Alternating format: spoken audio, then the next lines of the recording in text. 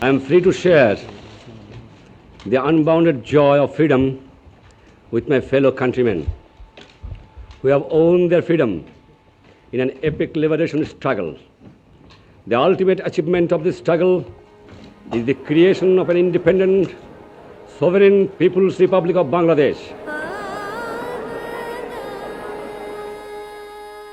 People remember him as the father of the nation because everyone who was fighting for the rights of Bangladesh and Bengalis saw him as the person who was risking his life to be able to carry that movement forward. In 1971, I was a very active member of the nationalist movement, the people's movement, and we were really striving for our rights. West Pakistan and East Pakistan, two entities separated by 1,100 miles of Indian territory. A Bengali nationalist, Sheikh Mujib, and his enthusiastic supporters represented a wish by the people of East Pakistan, the Bengalis, to end their economic and political domination by West Pakistan. Sheikh Mujibur Rahman was arrested in March 1971 at the beginning of the war. Soon afterwards, I was arrested and was flown to West Pakistan because the government perceived me as somebody who was active in the movement for liberation. The crackdown by Pakistan's professional army escalated into a bloodbath.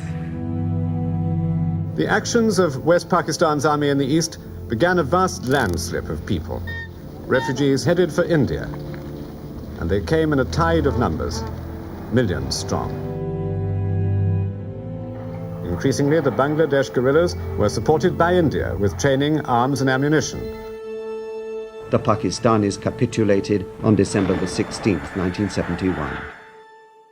I realized that the liberation war had ended when the treatment that I was receiving from those who were my captors began to improve. I was taken to a place where people were kept in custody, and then they asked me to enter the building, and then entered. There was Bangabandhu Sheikh Mujib standing there and saying, "Why have you taken so long?" When I saw Sheikh Mujibur Rahman, I was elated because we had had anxious months when one was not sure whether he had survived in custody and whether we would ever see him alive again, because there were always these dark hints that, he and I, neither of us may survive. The question was, where would we go from there?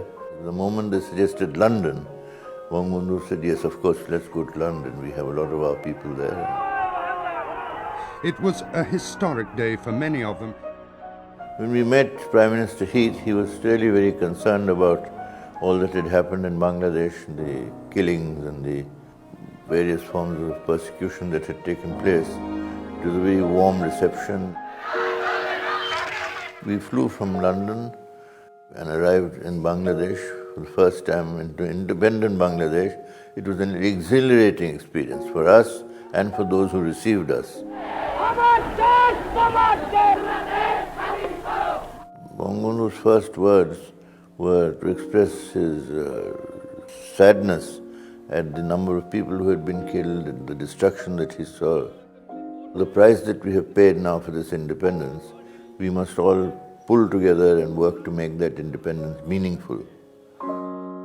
Being asked to draft the Constitution was an extraordinary experience, because writing a Constitution is basically you're giving expression to all the thoughts and aspirations of all of the people.